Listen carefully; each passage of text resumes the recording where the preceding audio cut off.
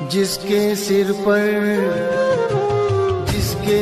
पर कृपा गुरु की, वो दुख कैसे आएगा। हेलो सर साहिब जी, साहिब। अमन दास जी बोल रहे हैं जी? हाँ जी। जयपुर से? हाँ जी। अच्छा जी, हम ये पूछ रहे थे, हमने नामदान लिया था, 4 महीने हो गए। अच्छा। अब हमारा काम वाम बहुत मिल रहा है, पहले ही नाम है, अभी कम और होता जा रहा। नाम किसके लिए लिया था? काम के लिए लिया था या अपने आत्म कल्याण के लिए लिया था?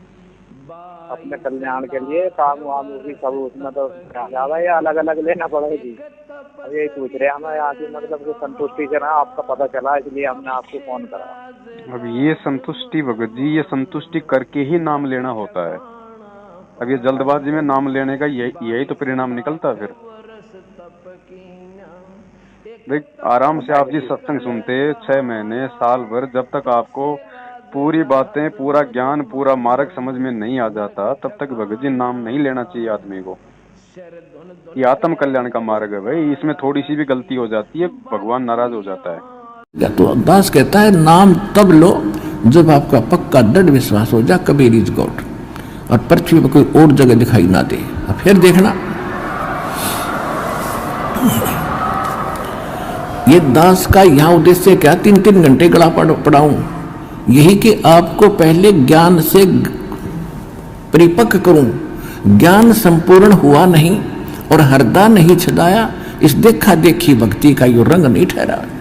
अब देखा देखी आते हैं, फलाना ठीक हो गया हम भी चलते हैं, आ तो गए, लेकिन मर्यादा पर टेको और फिर देखो परमात्मा के हाथ, फिर देखो सुखमा लिख के रोज नए नए।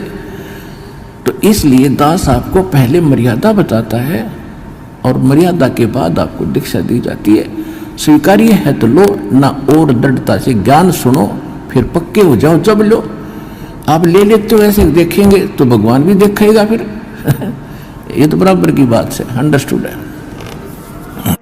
अच्छा जी, मैंने कहा तो हम पूरे उससे हैं, क्योंकि पहले हमने वो पढ़ी, अभी पता ही चला था हमें, जैसे हमने एकदम ले लिया, हमें अच्छा लगा। देखो ऐसा है, ब्रह्मा विष्णु महेश के माँ बाप का नाम पता चल गया तो क्या हमें ज्ञान हो गया? ये ज्ञान थोड़ी है। नहीं, ना ये बात नहीं है, वो तो हमें पूर्ण पर। तो बताइए, जब आप समाधान ही नहीं कर पा रहे इस चीज का, नाम लेने के बाद भी, इतने सत्संग सुनने के बाद भी आप कह रहे हो कि मेरे काम बिगड़ रहे हैं। भक्ति मार्ग में तो काम बिगड़ते ही बिगड़ते हैं भाई। ये दुनिया से भगत जी, ये दुनिया से अलग मार्ग है। आप एक बात बताओ, कल को मान लीजिए आप अपने यार दोस्तों के साथ में शराब पीते थे, मैं ये नहीं कह रहा कि आप पीते थे, मान लो, इससे पहले से छोड़ रखी थी, मान लो, मैं आपको कोई बात समझाना चाह रहा हूँ भगत जी, उसको समझो। मान लीजिए नाम लेने से पहले आप शराब पीते थे, गांजा पीते थे, मांस खाते थे, यार दोस्तों के साथ में जुआ ताश खेलते थे, बड़ा अच्छा जीवन था, बड़ी मस्ती थी, कोई दिक्कत नहीं, सब यार दोस्त अपने को भगवान नजर आ रहे थे कि मेरे तो सुख दुख के साथी यही हैं, इनसे बढ़ के मेरा कोई रिश्तेदार नहीं है। और जैसे ही आप जी को ज्ञान हो जाता है और आप जी उन यार दोस्तों से मिलना भी छोड़ देते हो, ताश खेलना जुआ खेलना तो बहुत दूर की बात है, शराब पीना तो बहुत दूर की बात है, आप उनसे मिलना भी छोड़ देते हो ये सोच के कि यार अब इनकी संगति करेंगे तो उल्टे विचार मन में आएंगे, कोई फायदा नहीं, अपने को भगवान मिल गया, भक्ति मार्ग मिल गया। तो भगत जी वही यार दोस्त आपके वो दुश्मन हो जाएंगे।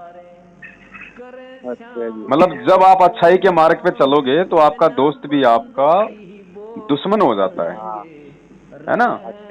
वही लोग आपकी बुराई करने लग जाएंगे आपकी पीठ पीछे, वो बन गया देखो बाबा, आत्म कल्याण के मार्ग पे चल गया भाई, अब 100 चूहे खा के बिल्ली हज करने जा रही है।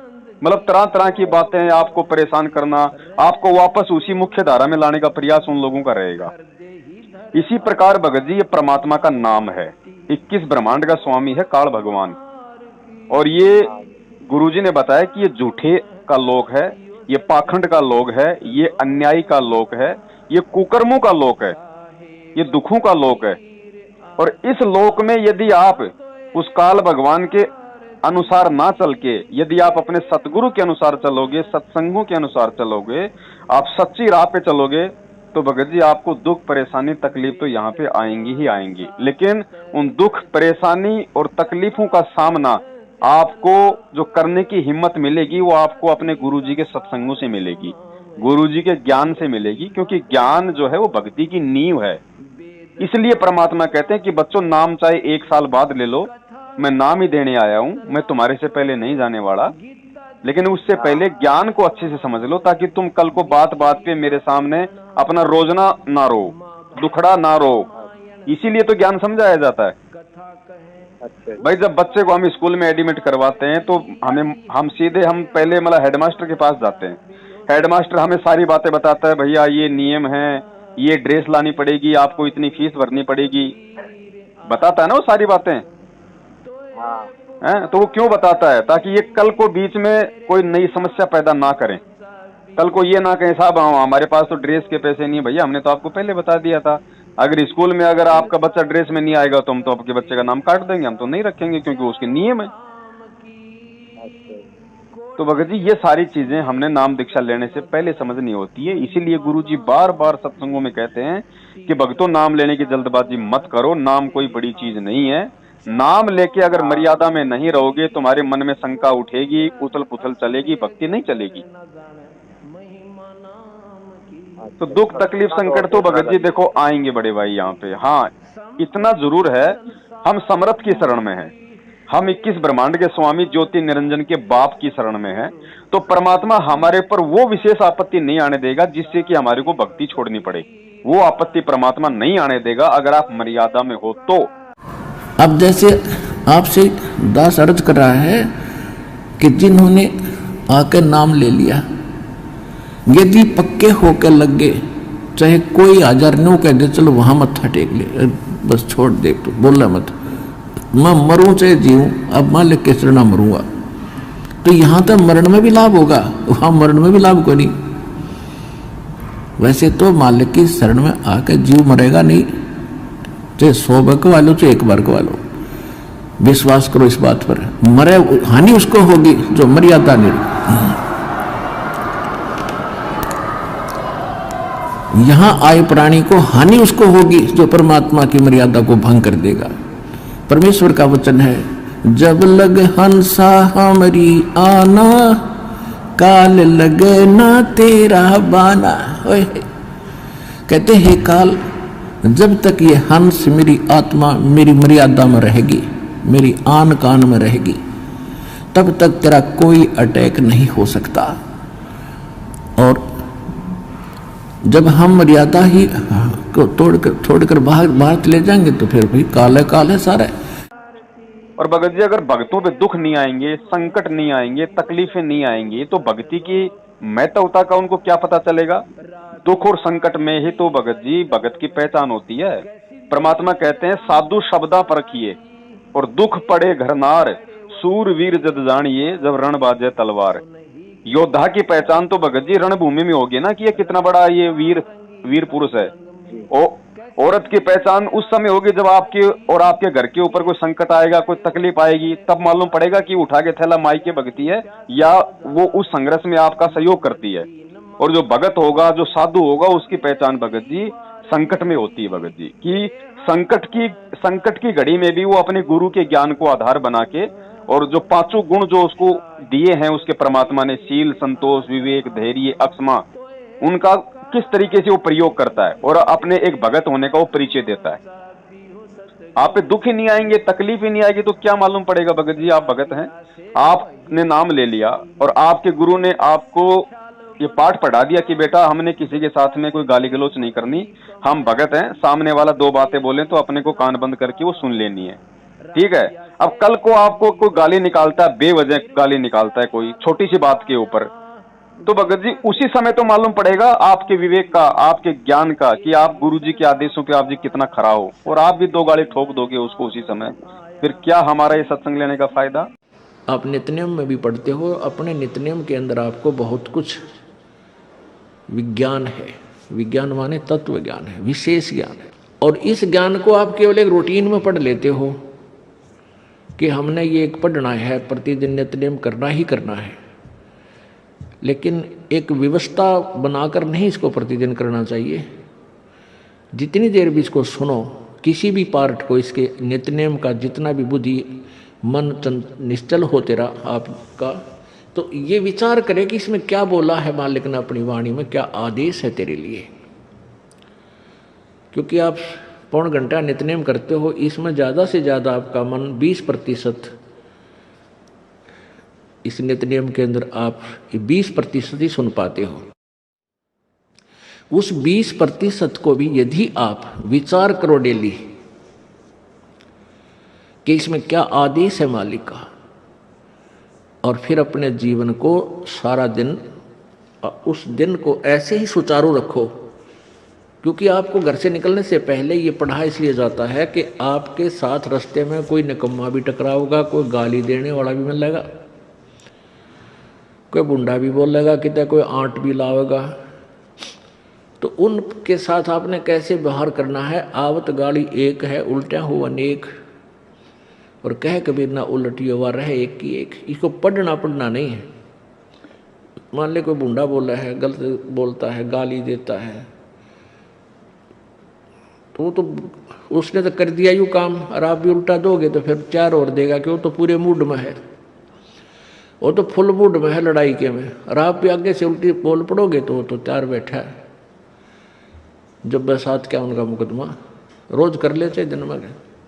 तो कहते परमात्मा आवत गाड़ी एक है, उल्टा हो अनेक, और कहे कबीर ना उलटियो रहे एक का एक।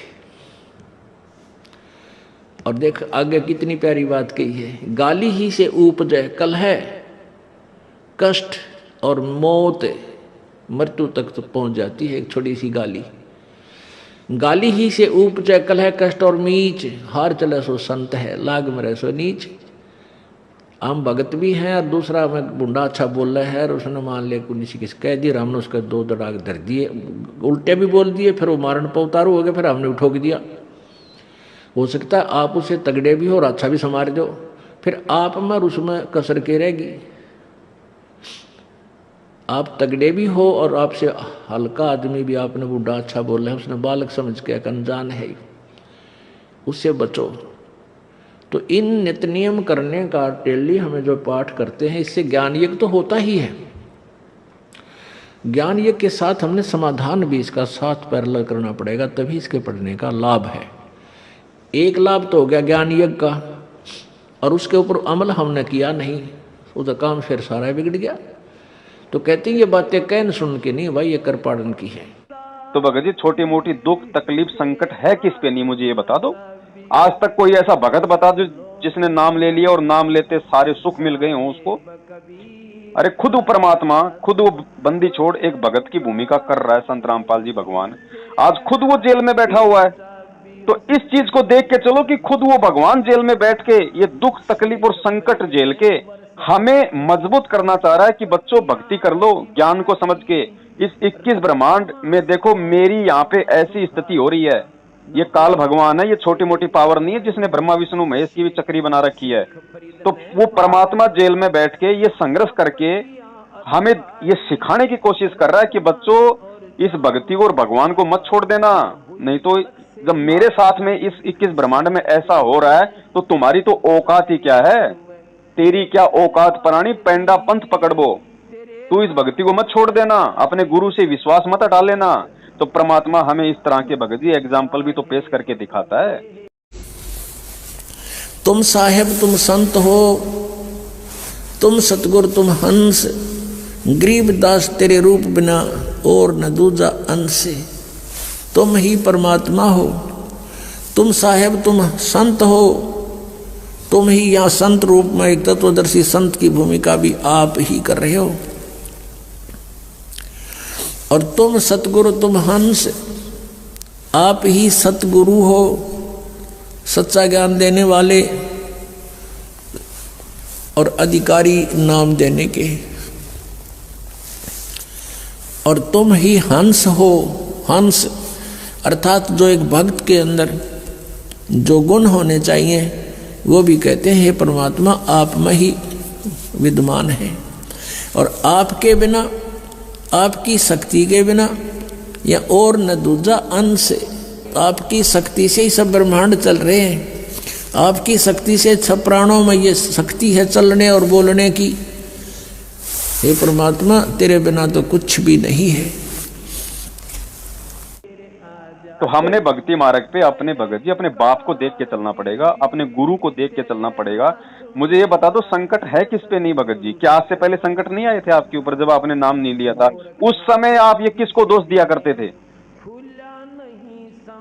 क्या आपने कभी कहा अपने पड़ोसी, अपने रिश्तेदारों से कि ये ब्रह्मा विष्णु महेश ठीक नहीं है, इनकी वजह से हमारे पर दुख आ रहे हैं, संकट आ रहे हैं? उनकी भक्ति करते करते हमारे ऊपर कहर टूटते थे और उन्हीं से हम प्रार्थना करते थे कि हे महाराज क्या हो गया परमात्मा, हे महाराज मैं आपकी स्वामिनी बोलता हूँ, मैं आपका जागरण कराऊंगा, मैं आपको 11:15 का प्रसाद चढ़ाऊंगा। मतलब दुख तकलीफ में भी हम उन्हीं भगवानों को याद करते थे, उन्हीं से संकट का हम निवारण चाहते थे। तो आज भी भगत जी वही क्रिया आपको करनी पड़ेगी, जिस गुरु की आप शरण में हो उसी से आपने प्रार्थना ही करती रहनी है, अपने अपने हृदय से, अपने घर से, कि हे परमात्मा दास तो 2 कौड़ी का जीव है भगवान, मेरे ऊपर तो पता नहीं पिछले जन्म जन्मांतरों के लाखों ऋण बाकी हैं, क्या पता मैं पिछले जन्म में मैं कोई कसाई था परमात्मा, मैंने लाखों जीवों की हत्या कर रखी है। आज भगवान आपने मेरे को नाम देके कम से कम मेरे को उन दुखों से तो मेरे को बचा रखा है। ये छोटे मोटे दुख तकलीफ भगवान कोई बड़ी बात नहीं है मालिक, ये तो आपके बाएं हाथ का काम है, जिस दिन आप चाहोगे उस दिन ठीक कर दोगे। लेकिन परमात्मा भले दुख आए, भले संकट आए, भले ही ये तकलीफ आए, लेकिन परमात्मा मुझे अपनी भक्ति से सुई की नोक जितना दूर मत कर देना, अपने चरणों से दूर मत कर देना भगवान। ये दुख तो मैंने असंख्य जन्म भोगे हैं और इस जन्म भी मैं भोग लूंगा अगर आपकी मुझे प्राप्ति हो रही है तो। अगर मुझे मोक्ष मिल रहा है इस जन्म में तो परमात्मा चाहे पूरा जीवन मुझे दुखों में दे देना, लेकिन अपनी शरण से दूर ना करना। और मालिक की भगत जी खुद की वाणी है एक भगत के लिए कि एक भगत को कैसे संकट में भी अपने भगवान पे विश्वास रखना चाहिए। परमात्मा कहते हैं नाम सहित बेवतन भला। अगर नाम आपको मिला हुआ है सच्चे सतगुरु का और अगर आपको देश निकाला भी दे दिया जाता है तो कहते हैं नाम सहित बेवतन भला, जो दर दर मांगे भीखा, भले तेरे को भीख मांग के अपना पेट भरना पड़ जाए। और परमात्मा कहते हैं क्या हुआ छत्र की छाया चाले वो राजपाट दिल्ली का। ऐसे भगत के सामने तो जो देश का जो राजा है, जो हमेशा मतलब छत्र के नीचे चलता है, सारी सुख सुविधाओं से लैस है, वो भी 2 कौड़ी का है उस भगत के सामने। भगत जी मीरा का उदाहरण दिया भगवान ने, मंसूर का उदाहरण दिया, धन्ना भगत का उदाहरण दिया। ये क्यों दिए हमें भक्ति मार्ग पे परमात्मा ने दृढ़ करने के लिए कि बच्चों वो भी भगत थे और देखो भक्ति करते करते उनके ऊपर कितने दुख आए। मंसूर के भगत जी शरीर का अंग अंग काट दिया, उसने परमात्मा का नाम लेना नहीं छोड़ा। एक सिमली नाम की लड़की थी और वो किसी गुरु से उपदेशी थी, आस्था भगवान में गणी थी और प्रारंभ से ही ये ऐसा रहा है कि जगत और भगत का आपस में मतभेद बना रहा और जिस कारण से भक्तों को बहुत कठिन यातनाएं सहन करनी पड़ी। संसार की रीतियां, सांसारिक जो परंपराएं हैं वो यहाँ इस काल के जाल में रहने के लिए व्यवस्थित है, एक व्यवस्था है। और जो लोग परमात्मा से परिचित नहीं है वो इन्हीं में व्यवस्थित है। उस लड़की की बहुत आस्था थी। नगर के बाहर एक साधु का आश्रम था। वो लड़की उस महात्मा को आहार करा के आती थी, उनकी सेवा भी करती थी और शाम के समय अपने घर आ जाती थी। कुल के लोगों ने, परिजनों ने बहुत कुछ प्रतिबंध लगाए लेकिन लड़की नहीं मानी। उस सिमली का एक भाई था, मंसूर नाम था उसका। उसको अन्य व्यक्तियों ने कहा कि आपकी बहन शाम के समय और गैर टाइम को वक्त जाती है संत के आश्रम में। देख ले भाई, इज्जत का सवाल है और पूरे नगर में चर्चा चलती है अपनी बहन को बनाकर। अब मंसूर ने सोचा भी पहले ये देख तो लूं, वास्तव में वहां उस आश्रम में ऐसा क्या है। इस दृष्टिकोण से जब उसकी बहन शाम के समय प्रतिदिन जाती थी साधु का भोजन लेकर, जिस दिन घर वाले भोजन नहीं देते थे तो वैसे जाती थी, उनकी सेवा कराती थी, कोई कपड़े धोआती थी, कुछ देर उनकी चरण दबा देती थी। अब मंसूर ने भाई ने सोचा कि सीधा संत से बोलना अच्छा नहीं होता, साधु संत बड़े सहनशील होते हैं और सिद्धि युक्त होते हैं, अपराध के विषय में कुछ उठपटांग कहना हानिकारक हो सकता है। उसने क्या किया कि आश्रम के बाहर खड़ा हो गया और जैसी भी कच्ची पक्की कोई द्वार थी उसके अंदर कोई सुराख था, उस सुराख से वो देखने लगा। छोटा सा आश्रम था, को 100 गज का होगा, गणित 150 गज का, और उसमें एक झोंपड़ी डली हुई थी। संत जी बाहर बैठे थे, गर्मियों के दिन थे, चंद्रमा की रोशनी थी। तो उसने देखा कि लड़की ने जाके भोजन कराया महात्मा को, फिर बर्तन साफ किए, 1-2 कपड़ा धोआ, फिर महाराज जी के चरणों को दबाने लगी, सेवा करने लगी। तो क्या हुआ कि ऐसे उस महात्मा ने हाथ किया, आकाश से एक अमृत का प्याला आया, संत ने पिया, आधा उस बेटी को दिया। संत ने कहा कि बेटी, इसमें से थोड़ा सा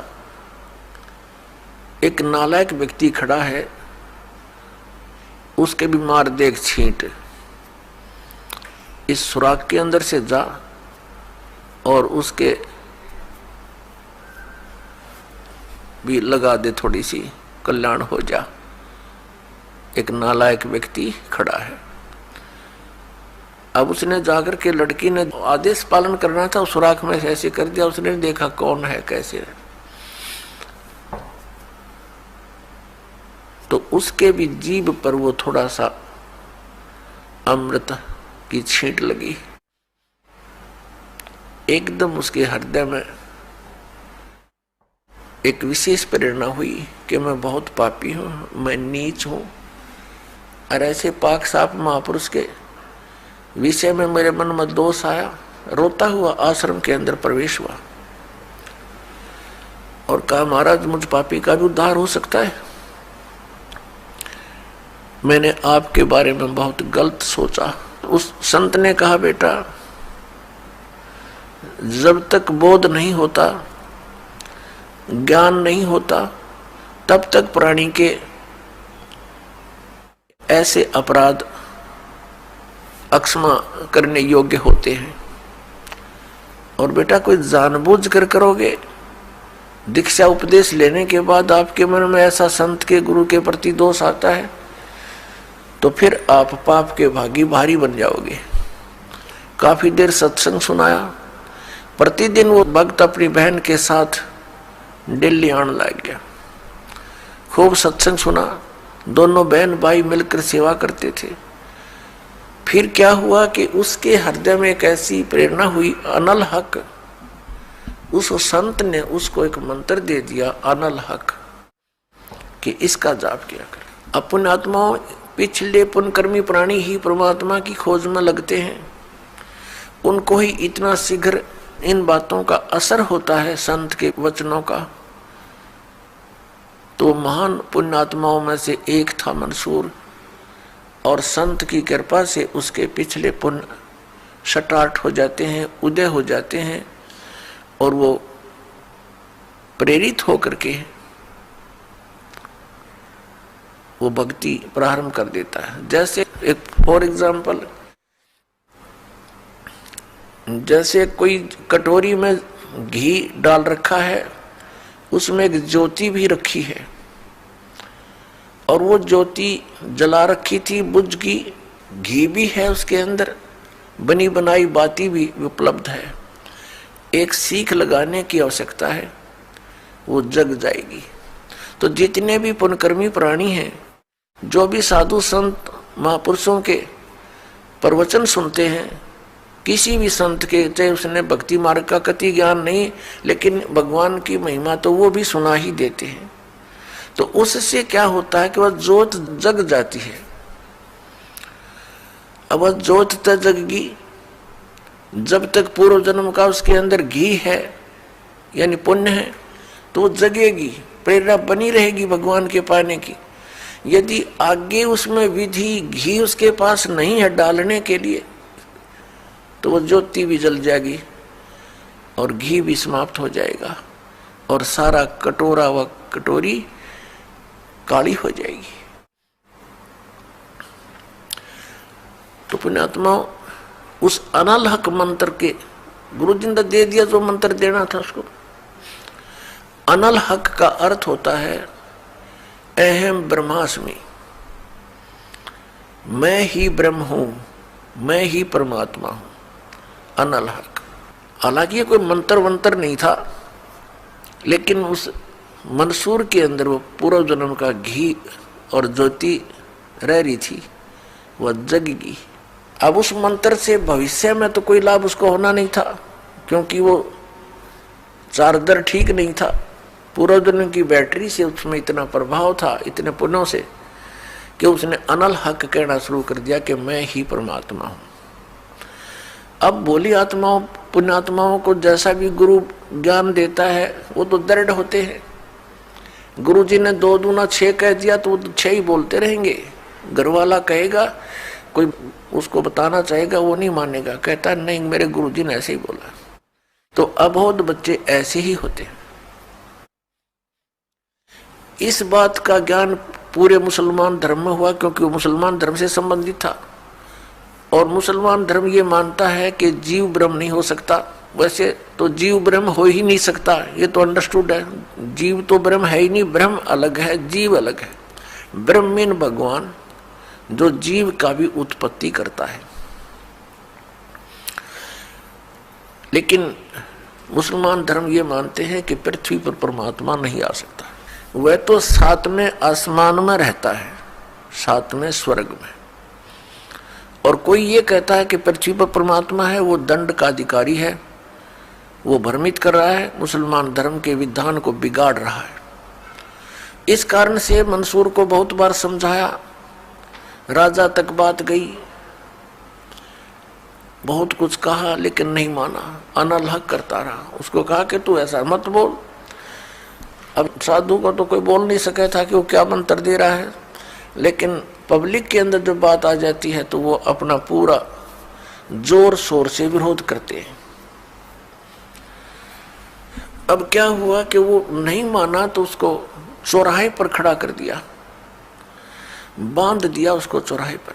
और फिर क्या कहा कि या तो तू अनलहक कहना छोड़ दे, नहीं तो तेरे पत्थर मारेंगे। उसने फिर कहा अनलहक, क्योंकि वो तो मदमस्त हो गया था, अलमस्त हो गया था। ऐसी स्थिति पूर्व जन्मों के पुण्यों से होती है, और भविष्य की भक्ति नहीं होती है तो वो नष्ट हो जाता है उस जीवन, ऐसी पुण्य आत्मा का। तो उसको सजा दी गई कि पूरे नगर के व्यक्ति इसको पत्थर मार मार के इसका वध करेंगे। ऐसी सजा दें ताकि और भी कोई ऐसी हिम्मत ना करे।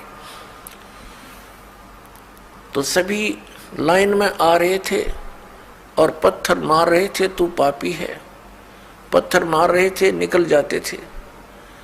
अब उसकी बहन सिमली का भी नंबर आ गया। जब और पत्थर लगा रहे थे वो हंस रहा था, अनलहक अनलहक हंस रहा था। और जब उसकी बहन सिमली का नंबर आया, वो भी लाइन में खड़ी थी।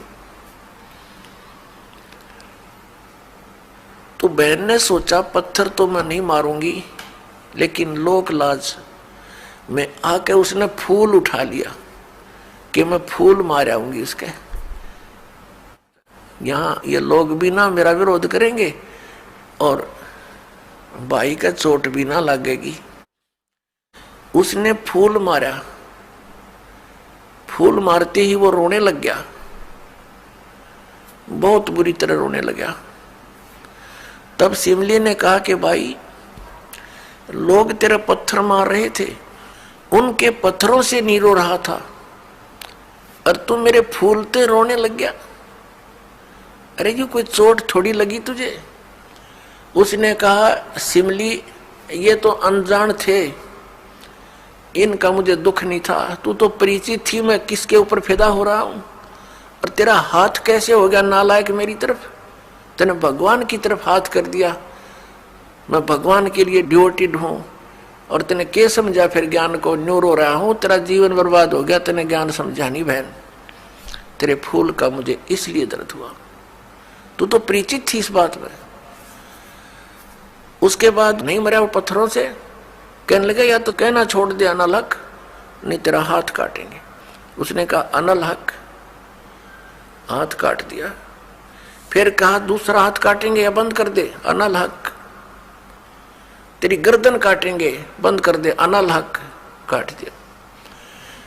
अब उसको गाड़ा नहीं, मुसलमान धर्म में नीचे दफनाते हैं जमीन में, उसको सवा कर दिया काफिर समझकर कि काफिर जलाए जाते हैं, उनकी सोच है। और उस राख को जल में फेंक दिया कि इसका नामो निशान मिट जा दरिया में। कहते हैं वो राख भी, ऐस भी, वो बबूत भी अनल हक अनल हक अनल हक करती जा रही है। और 1000 मंसूर बनकर गलियों में घूम रहे हैं। सबने दरवाजे बंद कर लिए, टट्टी पेशाब निकल गया, लोगों का घबरा गया, ये क्या हो गया? भगवान का भगत था, ऐसा हो कर दिया इसके साथ। तो पुण्यात्माओं,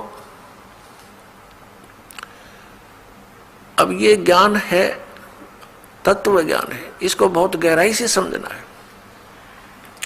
इससे कई कंसेप्ट क्लियर होंगे।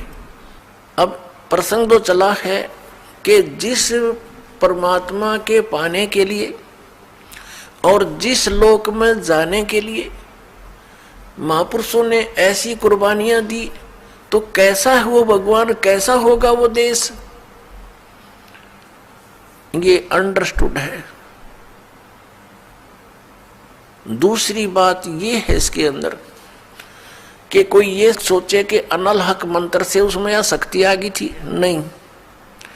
उस अनल हक मंत्र के जाप करने वाला पूरा गांव था, नगर था, आसपास के और भी बहुत लोग थे जो वैसे उपदेशी थे, आसपास के बहुत से उनके शिष्य थे, लेकिन वो गुप्त रखते थे, सामने किसी को बताते नहीं थे, लोक लाज के कारण। तो कहने का भाव ये है कि उस एक मंसूर के अंदर ये क्यों काम कर गया और सिमली में नहीं किया उसने? ये पिछले पुण्य से होते हैं पूर्ण हंस मुराद, ये पूर्व जन्म के संस्कार थे, उस मंत्र का इसमें कोई योगदान नहीं था। अब प्रसंग जो चल रहा है उसी पर हम थोड़ा सा डिस्कस करते हैं। मीराबाई को भगजी राजपाट छोड़ना पड़ गया, वृंदावन में जाके साधु संतों के बीच में उसको रहना पड़ा। उस बहन को आज से 650 साल पहले। भगत जी आप और हम तो क्या तकलीफ उठा रहे हैं, मुझे ये बता दो। आपको 2 टाइम का भोजन तो मिल रहा होगा ना, सुख शांति से शरीर पे पहनने के लिए कपड़ा तो मिल रहा है ना। उन भगत जी अब जैसे हमारा पूरा 4 टाइम हो गया, दूसरा नाम ले लें या ना, मतलब पहले में लग जावे, क्योंकि हमने कुछ बात ऐसी सुन रखी कि वाले कुछ वो कर रहे हैं, आपका हमें सच्चा पता चला तो इसलिए मालूम कर रहे हैं। जो बात आपने सुनी है बिल्कुल 100% सही है। ये जितने भी नामदान केंद्र हैं ये गुरुजी के आदेश से नहीं खुले हुए हैं। सारा का सारा सिस्टम गुरुजी का परिवार हैंडल कर रहा है, और गुरुजी का जो परिवार है वो गुरुजी को एक मानुष मानता है, गुरु भी नहीं मानता। गुरु तो बहुत दूर की बात है, उनको एक मानुष मानता है। हम तो मान रहे हैं, हमने तो मान लिया। तो नाम अगर आपको मिल गया है, चलो नाम भगत जी आपने ले लिया, आपको सच्चाई का नहीं पता था, इसमें गलती आपकी नहीं है। नाम वो भगवान का है, अगर आपने ले लिया है अनजाने में तो नाम में कोई कमी नहीं है, नाम भगवान का है। नाम की कुछ मर्यादा है जो आपको दी गई होंगी, उन मर्यादाओं में रह के अपना काम करोगे, अपनी भक्ति करोगे, नाम का परमात्मा पूरा लाभ देगा, ध्यान रखना। लेकिन अब जानबूझ के यदि हम सांची तजेंगे भगत जी, अब मालूम पड़ गया आंखों के सामने मटके में कुत्ता पेशाब कर गया और उसके बाद भी हम उस पानी को पिएंगे तो वो हमारी गलती है। अब कोई नाम नहीं लेना आपने, ये प्रथम नाम है ना, ये सबसे बड़ा नाम है भगत जी। इस प्रथम नाम के अंदर सारे नाम है। इतने गुरुजी बाहर नाम है, इतने भाई इसी करो जावे। बिल्कुल भगत जी, कहे कबीर सुनो भाई साधो, मैं तो हूँ विश्वास में। भक्ति विश्वास की है, अगर विश्वास और मर्यादा के साथ है, अगर इस प्रथम नाम का भी आप सही से जाप कर लोगे, अगर इस प्रथम जाना तो इतने संगत में भी ना जावे। भगत जी संगत में जाओगे किसके पास? उसके पास जाओ जो आपके गुरु जी के ज्ञान के अनुसार चल रहा है। रोज हम तो टीवी में देख रहे हैं जी, तो वही सत्संग है। और जो सत्संग हो रहे हैं वहाँ कौन से भगत जी गुरु जी आके ऊपर से सत्संग कर रहे हैं? वही तो टीवी वहाँ पे चलाया जाता है। तो वही सत्संग सुनने के लिए जो आपके घर पे है, आपके मोबाइल में है, वही सत्संग सुनने के लिए आप अपना समय और पैसा बर्बाद करोगे, फायदा क्या है? और ठीक है अपन वहाँ पे जा भी सकते हैं, लेकिन ये देख लो वहाँ जाने से पहले कि जो मेरे गुरु भाई हैं, जो वो सत्संग करवा रहे हैं, क्या वो खुद वो गुरु जी के वचन पे चल रहे हैं? क्या वो राजनीति करने वाले तो नहीं है? वो जाटों के आरक्षण में भक्तों का दान बर्बाद करने वाले तो नहीं है? वो पीले पर्चे को अपना गुरु मानने वाले तो नहीं है? वो ज्योति पाठ और दान का अपने गुरु को छोड़ के अपने ही गुरु भाइयों को जो कि कार्ड एजेंट है उनको पैसा देने वाले तो नहीं है? तो ऐसे लोगों की संगति आपके अंदर उल्टे विचार पैदा करेगी। वो कुसंग है, वो सत्संग नहीं है भगत जी, ध्यान रखना। उससे अच्छा था आप अपने घर पे सुन लो, वो ठीक है। अब भी कोई गुमराह होता है तो फिर उनके लिए तो गरीबदास जी की वाणी है, ये चातुर पुराणी चोरे हैं, मूड मुग्ध हैं ठोठे, संतों के नहीं काम के है, इनको दे गल चोट। चतुर प्राणी वो हैं जो सच्चाई बतावानी मीठी मीठी बात बना के दुनिया ने गुमराह करें, शास्त्र विरुद्ध साधना बतावें, अपनी लतीफेदार कथा और वचन सुना के। और मूड वो है जो सतने आंखों देखकर भी ना माने। फिर कहा कि ये तो उन न जोगे हैं, दोनों कुएं में पड़न जोगे, जो सत मार्ग को सामने भी नहीं देख रहे, देखकर भी नहीं स्वीकार कर रहे हैं। तो वो तो चोर बताए जो शास्त्र विरुद्ध साधना बतावे, वेदों में लिखा कुछ बतावे कुछ, कुरान शरीफ में लिखा कुछ बतावे कुछ, पवित्र बाइबल में लिखा कुछ बतावे कुछ। पवित्र बाइबल में कहीं नहीं लिखा कि मांस खाओ। आगे जो आदेश है वो पूर्ण परमात्मा के नहीं है, अगर कहीं लिखा भी है तो वो अधूरे इस काल के फरिश्तों के हैं, वो मान्य नहीं है। ये तो चाहता है सबको उलझा दूं, गलत मार्गदर्शन करके इनकी सारी बुराई करवा के इनको फंसाए रखूं, लेकिन वो प्यारी आत्मा जो समझ जाएंगी वो अपने परमात्मा को, फिर वो ऐसा नहीं करेंगी। तो पुण्यात्माओं, अब यही यहाँ पर दो पार्टियों के अंदर संघर्ष है, एक काल की पार्टी है, एक परमात्मा की। तो जो हमारे पास आ जाएगा वो भगवान का बच्चा हो जाएगा, इस ज्ञान को समझेगा। जो यहाँ नहीं आएगा वो सब काल के ही रहेंगे, काल के ज्ञान को स्वीकार किए हुए। और काल वाले तो यही रहेंगे और परमात्मा वाले सतलोक में जहाज में बैठकर जाएंगे। बस हम तो अब आपकी बात मान गए, अब हम जाने के ही नहीं है, क्योंकि हमें पता नहीं था, आपका पता चला इसलिए हमने ये मालूम करा। सत्य है भगत जी, एंड तक आपको इसमें रत्ती भर भी झूठ नहीं मिलेगी, क्योंकि ये ज्ञान मार्ग है, परमात्मा धरती पे है। क्या कभी हमने याद करा तो जरा फोन उठा लेना, नंबर क्यों हुई है, क्योंकि आज तो मैंने बार बार नो करा, क्योंकि पहल की बात थी। ये आपका व्हाट्सएप है क्या इस नंबर पे? व्हाट्सएप चलता है इस नंबर पे? नहीं, व्हाट्सएप तो नहीं चलता हमारा, तो छोटा ही फोन है। चलो व्हाट्सएप होता तो मैं आपको एक साध संगति के ग्रुप में जोड़ देता, आपके पास मैसेज आते रहते।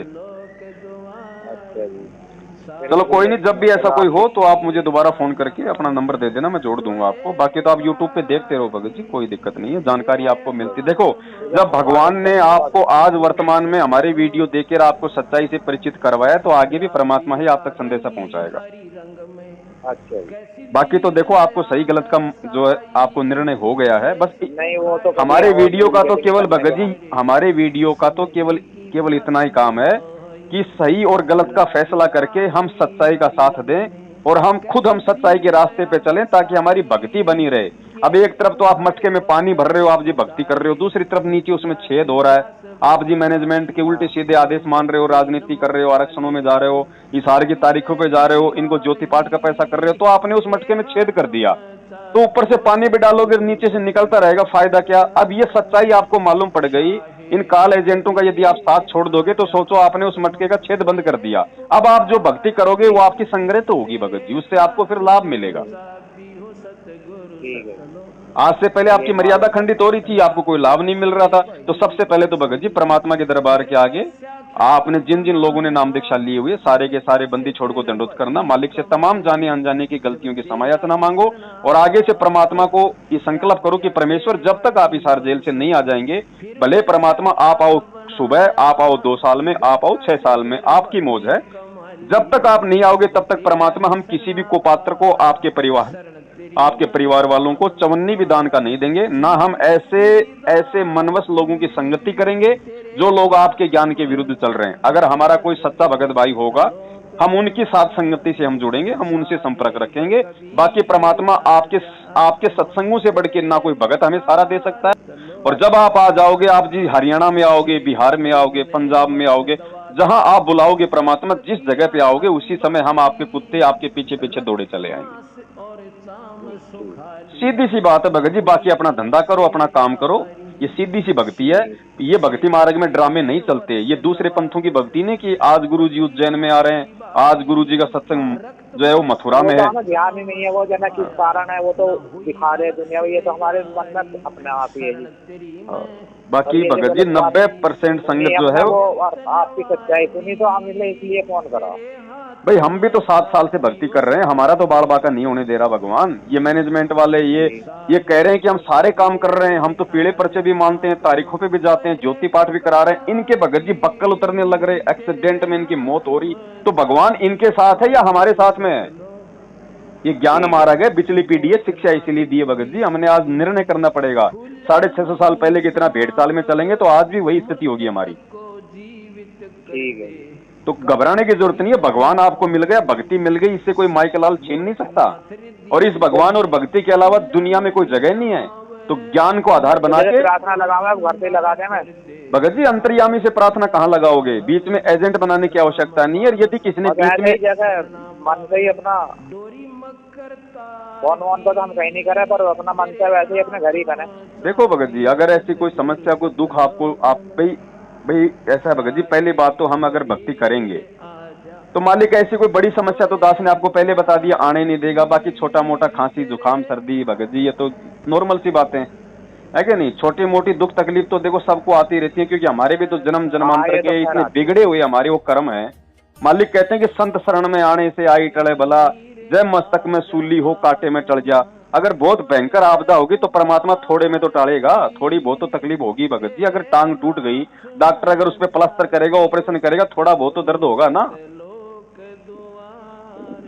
बाकी ऐसी कोई समस्या भगवान नहीं आने देगा, ऐसी कोई बीमारी, ऐसी कोई परिवार में कोई दुर्घटना नहीं होने देगा जिससे कि आपका भक्ति से विश्वास उठ जाए। वरना फिर भगवान की भक्ति का क्या मतलब है? अगर दुनिया वालों की तरह अगर हमारे दुख तकलीफ संकट आने लग गए, अकाल मौत होने लग गई, तो फिर हम भक्ति क्यों कर रहे हैं फिर? ठीक है जी। तो विश्वास रखो भगत जी, परमात्मा आपके घर में है, आपके घट में है। आप रोज आप संध्या आरती करते हो, घट ही में गंगा, घट ही में यमुना, घट ही में है जगदीश। जगदीश कौन है? आपका गुरु तो है।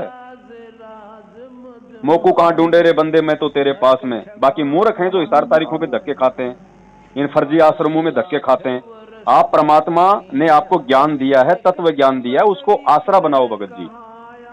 ठीक है जी। ठीक है बड़े भाई, ठीक है जी, ठीक है। सत साहिब जय हो। रब हुण कसी फिरे निशाना, तड़प रहियां ने जीउंदियां जाना, मौत भी लभदी फिरे बहाना, लगदा है रब युग पलटा के, सतयुग वाला लियाऊ जमाना, निशाना बच गया है, हो जावो होशियार, छानना लग गया है।